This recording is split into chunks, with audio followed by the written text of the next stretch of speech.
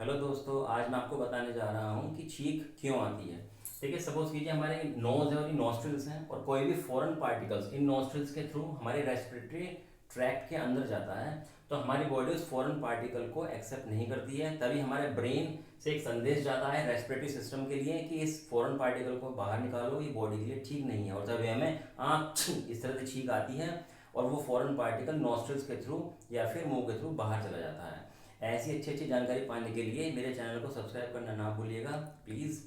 और कुछ क्वेश्चंस हो तो आप कमेंट में पूछ सकते हैं। Thank you.